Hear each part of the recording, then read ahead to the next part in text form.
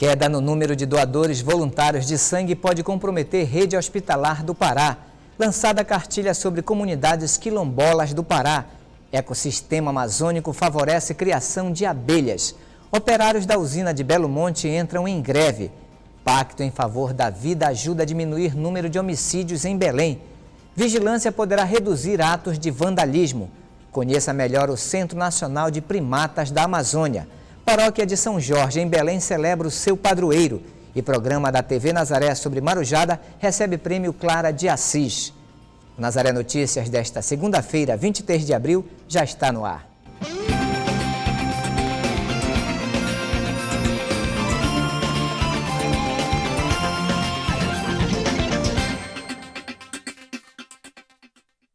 O atendimento transfusional da rede hospitalar do estado do Pará pode ficar comprometido com a acentuada queda no comparecimento de doadores voluntários de sangue. Saiba qual é o principal motivo para este problema no Hemopa. O repórter Ivaldo Souza tem mais informações. O período chuvoso é um dos fatores que dificultam o acesso dos voluntários ao Hemocentro. Para falar melhor sobre esse assunto, eu converso com a Jussiara Farias, gerente de captação de doadores aqui do Hemopa. Bom, as chuvas têm atrapalhado o pessoal vindo doar sangue. A gente tem tido uma redução até de 30%, né, no número de comparecimentos de doadores, e essa redução ela nos preocupa, né, no momento que a gente não tem essa redução no número de pacientes, né. Os pacientes continuam nos hospitais precisando de uma transfusão de sangue para sobreviver. Daí a gente faz nesse momento um apelo à solidariedade dos nossos doadores, né, aqueles doadores que já são doadores de repetição principalmente, e também aqueles nossos doadores que têm o sangue do tipo negativo, né? Com a redução do estoque de sangue, a gente também tem essa queda nas pessoas que têm sangue do tipo A negativo, o B negativo, o O negativo, que são sangues mais difíceis de se encontrar, né? Então, aqui na Hemopa nós temos o cadastro, que é o Clube de Doadores Raros, que quando a gente tem realmente um estoque não equilibrado, a gente sempre liga para a casa desse doador e faz um apelo para que ele possa vir fazer essa doação e a gente atender o paciente, né? Então, os doadores que realmente estão assistindo a nossa matéria, né, que tenha realmente essa sensibilidade e que venham até o Hemocentro. O apelo ele vai de todas as formas. Você pode comparecer ao Hemopa desde que você tenha a idade de 18 a 65 anos, peso a partir de 50 quilos, esteja bem de saúde. Você pode ser um candidato em potencial, tá, a com certeza contribuir com a vida de um paciente. Só lembrando que o Hemopa funciona de segunda a sexta-feira, de 7h30 da manhã às 6 horas da tarde e aos sábados, às 7h30 da manhã às 5 da tarde. Maiores informações pelo telefone 0800 280 8118. Ivaldo Souza para o Nazaré Notícias. Moradores da comunidade Nova Aliança interditaram no início desta manhã por cerca de 3 horas um trecho do quilômetro 18 da BR-316, no perímetro do município de Benevides. A pista no sentido Belém foi bloqueada com uma barricada de pneus e madeiras em chamas. Dezenas de populares fecharam a rodovia para protestar contra o cumprimento de uma ordem judicial de desocupação de um terreno naquela área, onde vivem cerca de 300 pessoas. Um intenso congestionamento se formou na rodovia. Os manifestantes só se retiraram com a chegada da imprensa no local.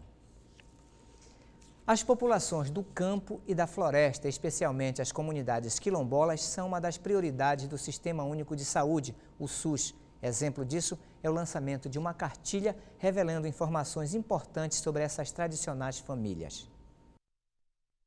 A Cartilha Quilombolas do Pará revela um estudo feito sobre as condições de vulnerabilidade nas comunidades remanescentes de quilombo e possui 117 páginas contendo o diagnóstico geral das famílias. O lançamento da cartilha, com o resultado da pesquisa, foi realizado pela Coordenação Estadual de Atenção à Saúde Indígena e Populações Tradicionais e Secretaria Estadual de Saúde. A importância dela é que, para chegar nela, tivemos que trabalhar e conhecer mais de 300 comunidades quilombolas do estado. Estão distribuídas em 33 municípios, né? E fizemos um levantamento da situação deste povo, destas comunidades remanescentes dos escravos ainda, né? E isso é fundamental que ela exista para que outras pessoas, outras políticas conheçam as vulnerabilidades a que estão submetidas essas pessoas. No sumário da cartilha, assuntos como políticas de promoção da igualdade racial, programa Raízes, a escravidão negra na Amazônia, a formação de quilombos e mais de 80 temas pesquisados. Um dos problemas sérios nos quilombolas, por exemplo, é a questão da acessibilidade aos serviços de saúde, né? E eles têm também muito pouca infraestrutura em algumas áreas, como a área da educação, na questão do abastecimento de água. Tudo isso está relacionado com saúde, né? Então é muito importante que a gente tenha este conhecimento para que a gente possa direcionar uma política específica para essas comunidades por conta das suas próprias características. Antônio Paulo da Silva é descendente de quilombolas e mora no município de Bonito. Para ele, a cartilha revela o perfil das comunidades remanescentes, assim como as dificuldades. A gente agora se uniu com a Secretaria de Saúde do município, a Secretaria de Educação e inclusive o nosso gestor, o prefeito, né? Ele abriu espaço para a secretaria, inclusive hoje a gente estamos todo mundo junto lá e estamos pesquisando esse evento que está sendo maravilhoso, né? E eu acredito que a gente tem tudo só para começar. Na cartilha, registros de 135 comunidades quilombolas em 35 municípios do Pará. Como vivem, quem são, o que mais precisam. Perguntas com respostas na cartilha confeccionada a partir de pesquisas junto às comunidades. As principais necessidades que a gente está sofrendo lá é sobre a saúde. A saúde, porque os gestores passados eles não abriram espaço e a gente sofria muito lá, porque quando chegava alguém adoecer na comunidade era difícil o acesso de transporte, médico, enfermagem, esse negócio todo. Então a gente hoje está mudando, hoje a gente já se encontra uma melhor situação. Cerca de 12 milhões de contribuintes deixaram para entregar a declaração do imposto de renda deste ano nos 8 últimos dias. O prazo para entrega termina na próxima segunda-feira, dia 30, e não será prorrogado pela Receita Federal. No ano passado, 3 milhões entregaram no último dia. Os programas para preenchimento e envio do documento devem ser baixados no site da Receita Federal. Os ecossistemas brasileiros, em especial o amazônico, possuem muitas características que favorecem a criação de abelhas. Há cerca de 12 anos, a Embrapa desenvolve pesquisas que visam domesticar as abelhas, melhorando a produção de mel e a polinização. A maioria das pessoas tem a ideia de que as abelhas são agressivas, ferroam e fazem mal. No entanto, as abelhas são grandes parceiras em ações para o uso sustentável da terra. Elas buscam livremente seu sustento na natureza, não exigindo alimentação diária ou cuidados veterinários. A espécie mais comum conhecida chama Apis mellifera, que foi uma abelha trazida da Europa e da África, que é essa que a gente conhece da indústria de mel. Tem muita gente que conhece elas como abelha Europa, abelha africana, e a gente chama de abelha africanizada. Do ano 2000 para cá, o engenheiro agrônomo da Embrapa, Giorgio Venturieri, vem desenvolvendo pesquisas sobre a meliponicultura, que é a criação de abelhas indígenas sem ferrão. Mas os estudos não ficam restritos à Embrapa. Através de unidades experimentais de campo, a comunidade aprende a domesticar estas abelhas, melhorando a produção do mel e a polinização. A criação de abelhas indígenas é mais adequada à cultura dos agricultores e à ecologia da flora amazônica. É de fácil assimilação pelos agricultores e não oferece perigo, pois as abelhas não possuem ferrão. Mas aqui na região a gente tem para mais de... Só na Amazônia tem para mais de 100, 150, talvez 200 espécies diferentes de abelhas indígenas sem ferrão, que também produzem mel, podem ser utilizadas na agricultura. Então o nosso trabalho aqui é estudar esse grupo de abelhas, abelhas indígenas sem ferrão. Dentro do conceito de se desenvolver práticas agrícolas economicamente viáveis, ecologicamente sustentáveis e socialmente justas, a criação das abelhas indígenas sem ferrão se enquadra como prática de melhor uso da terra. A gente tenta domesticá-las, ou seja, descobrir uma maneira de se criar ela artificialmente, né, fazer com que ela produza mais mel, fazer melhoramento genético, utilizá-las para polinização de culturas agrícolas, estuda também uma maneira de se multiplicar ela em larga escala para evitar que se recorra aos recursos naturais, ou seja, na natureza elas vivem dentro de uma árvore, então para você criar ela você tem que derrubar aquela árvore.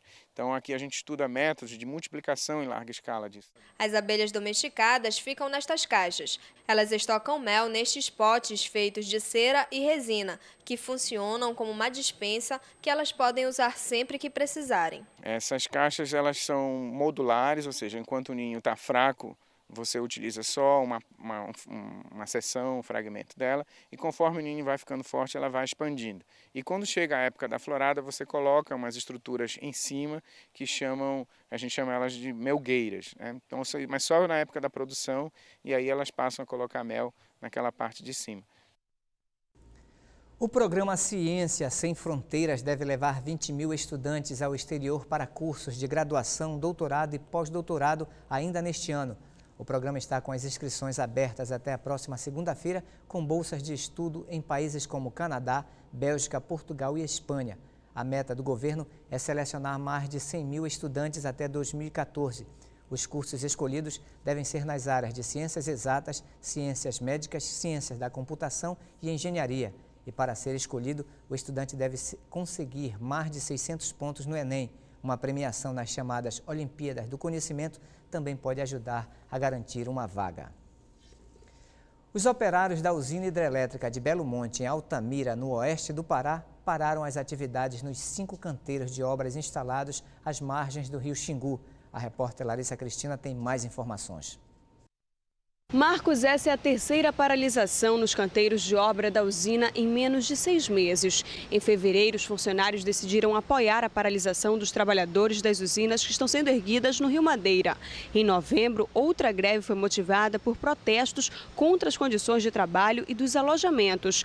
Hoje, os funcionários pedem, entre outras reivindicações, reajuste do valor do Vale Alimentação e o aumento no número de dias destinados aos períodos de folga que o consórcio dá aos trabalhadores para visitar as famílias. O consórcio construtor de Belo Monte mantém a negociação com os funcionários. Larissa Cristina para o Nazaré Notícias. E os funcionários fecharam o principal acesso aos 5 canteiros de obras da usina no quilômetro 27 da rodovia Transamazônica. Os trabalhadores estão mantendo apenas os serviços essenciais nos canteiros de obra, como atendimento médico, segurança e alimentação. A paralisação em Altamira começou por volta de 5 horas da manhã. O Serviço Florestal Brasileiro lançou edital para a exploração legal na Amazônia. A proposta do governo é promover o uso racional e sustentável das florestas. Poderão ser explorados madeira em tora, material lenhoso, residual e produtos florestais não madeireiros, como palmeira, açaí, óleos, nozes e cipós. O edital é voltado para a exploração legal durante 40 anos de 12 mil hectares da floresta de Jacundá, localizada a cerca de 80 quilômetros da capital de Rondônia. Outro edital é destinado ao manejo de 86 mil hectares na Floresta Nacional Saracá-Taquera, na calha norte do Pará. Também serão lançados 5 editais até o final deste ano para 1.200 hectares de floresta do Acre e sul do Amazonas. Os interessados em participar da licitação podem ter mais informações no site www.florestal.gov.br. E foi nomeada a nova presidente da FUNAI Nacional do Índio. A antropóloga Marta Maria do Amaral Azevedo assume no lugar de Márcio Meira. A partir de hoje, Márcio Meira será assessor especial do Ministério da Educação. Os decretos de nomeação e exoneração estão publicados hoje no Diário Oficial da União. Marta Maria é a primeira mulher a ocupar a presidência da FUNAI. E você acompanha ainda nesta edição. Pacto em favor da vida ajuda a diminuir números de homicídios em Belém. Vigilância poderá reduzir atos de vandalismo. Conheça melhor o Centro Nacional de Primatas da Amazônia. Paróquia de São Jorge, em Belém, celebra o seu padroeiro. E programa da TV Nazaré sobre Marujada recebe prêmio Clara de Assis.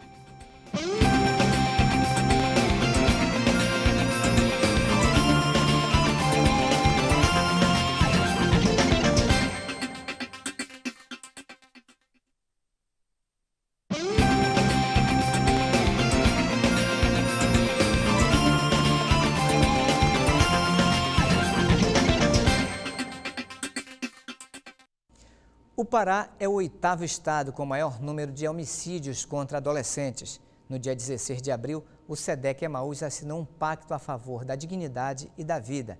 E dentro deste projeto, importantes atividades são realizadas com adolescentes.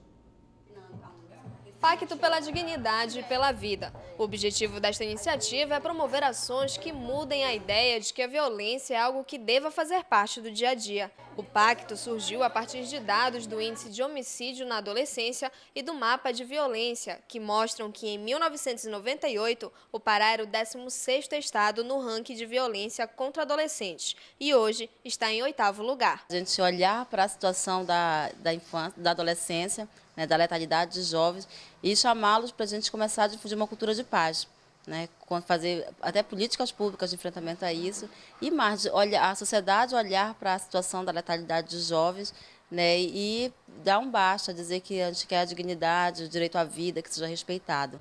Com o objetivo de transformar a violência em paz, o SEDEC Emaús realiza todas as sextas-feiras oficinas com adolescentes. Respeitando essa liberdade dos meninos de fazer o que pensam, mas através de poesia, através de música, através de dança, sensibilizando a comunidade para a questão do direito à cultura, à arte, do direito à vida, do direito à dignidade, mas de uma forma sensível, não de uma forma grosseira, de uma forma em que eles vão trabalhar a questão do visual, né, do auditivo. Aqui tem jovens dos bairros do Guamá, Jurunas, Terra Firme, Bengui.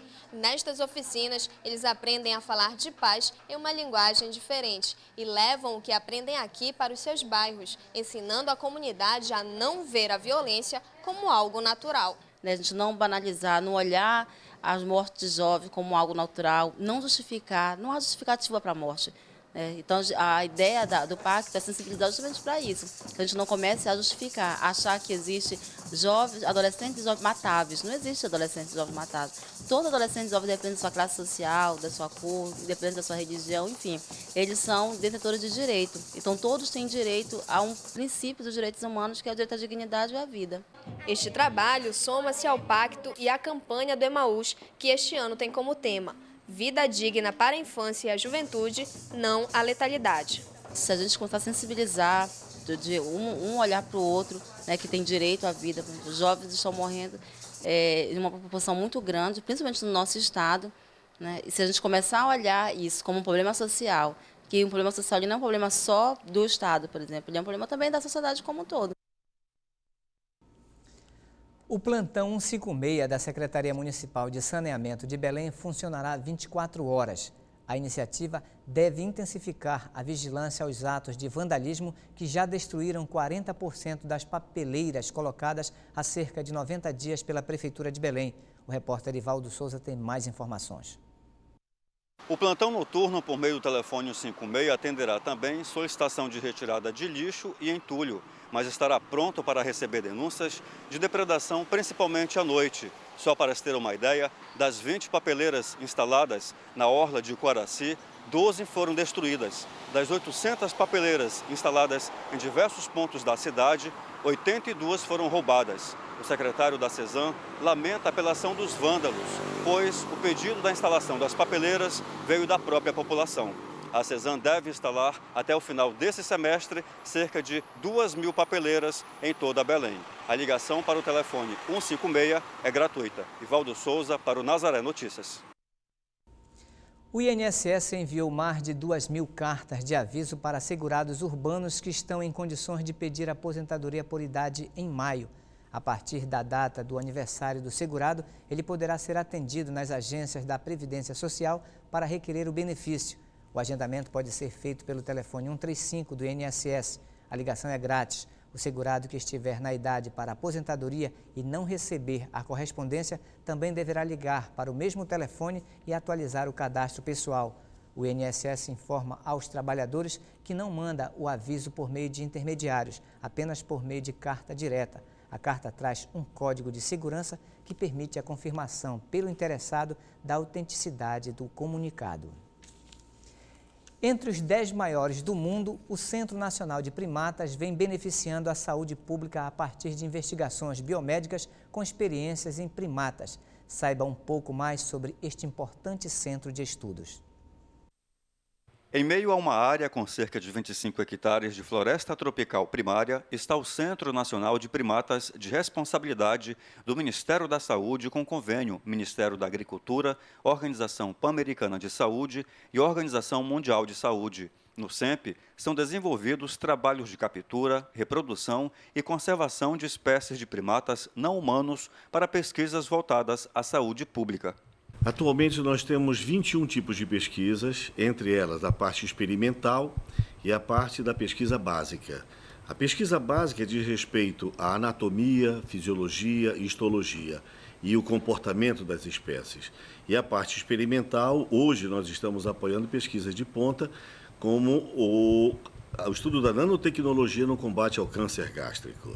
Nos últimos 40 anos, a pesquisa biomédica centrou esforços em experimentos com modelos obtidos a partir de macacos usados para espelhar as doenças produzidas no ambiente físico e mental humano. Mas por que os macacos? A partir do estudo do genoma dos macacos e do genoma do próprio homem.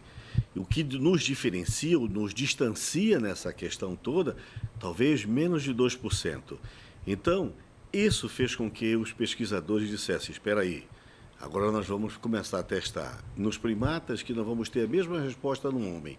E daí vieram todos os estudos de imunobiológicos, os fármacos de modo geral, que são testados em macacos também e que podem e ajudam a saúde do próprio homem. O estudo científico nas espécies é feito em cima de normas legais, respeitando principalmente a ética no que se refere ao bem-estar dos animais. Em pesquisa recente, se descobriu que nesta espécie os macacos enxergam colorido. Aventamos a possibilidade de estudar uma espécie que ela é folívora, frugívora, ou seja, ela prefere comer folha primeiro para depois fruto.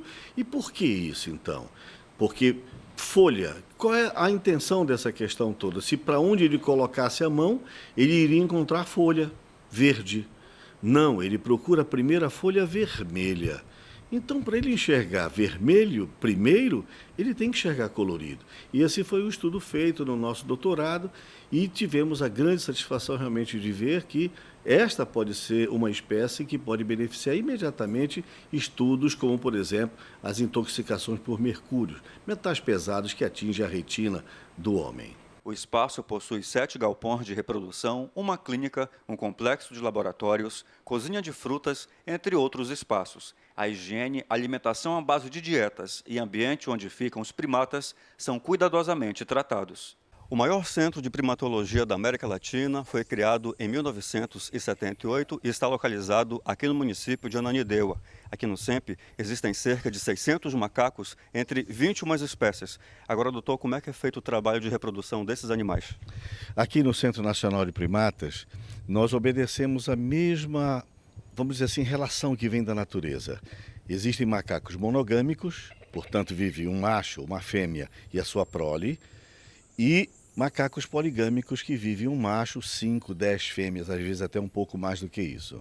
Entre as espécies, uma extinção, o macaco parauacu, que se alimenta de folhas e sementes. Geralmente, no grupo, possui apenas uma fêmea, que gera um filho a cada 2 ou 3 anos. Se este for perdido, o espaço de tempo diminui para 1 ano. O Brasil possui a maior variedade de primatas do mundo. Os professores da Rede Municipal de Educação de Ananindeua entraram em greve hoje. A repórter Larissa Cristina tem mais informações. Marcos, cerca de 1.500 professores aderiram ao movimento. Pelo menos 95 escolas da Rede Municipal de Ensino de Ananindeua ficam sem atividades a partir de hoje. Os professores pedem 30% de reajuste no valor salarial, mais a reformulação do plano de cargos, carreira e remuneração e o aumento no valor do ticket de alimentação, que atualmente é de R$ 140. Segundo a categoria, a greve já vem sendo evitada desde o ano passado. Várias audiências foram realizadas com a Secretaria de Educação do município, mas nenhum acordo foi fechado. Cerca de 95 mil alunos ficam sem aulas por tempo indeterminado a partir de hoje em Ananindeua. Larissa Cristina para o Nazaré Notícias.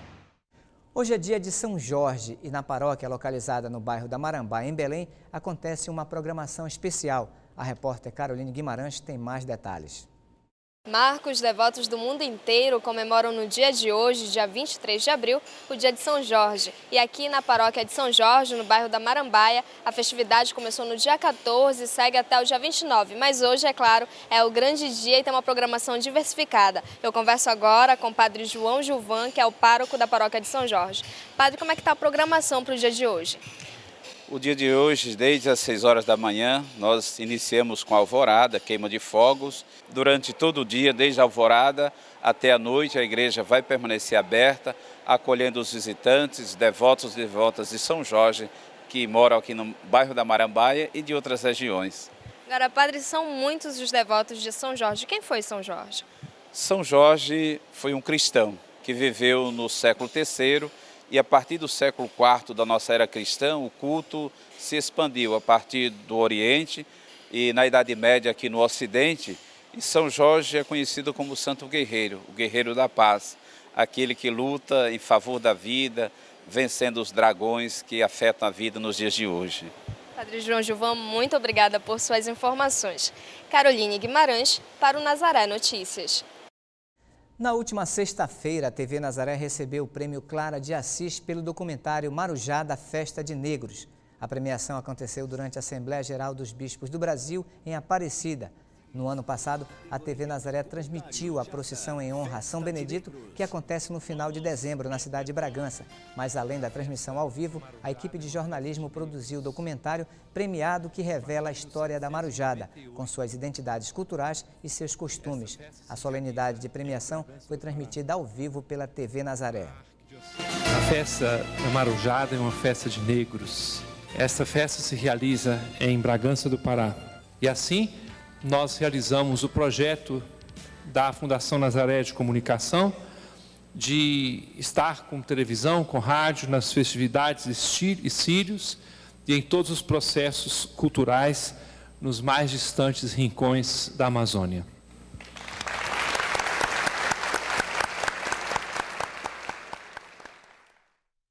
E você poderá assistir o Nazaré Notícias desta segunda-feira e as matérias exibidas aqui no jornal através do site www.fundacionazaré.com.br ou na nossa página no Facebook.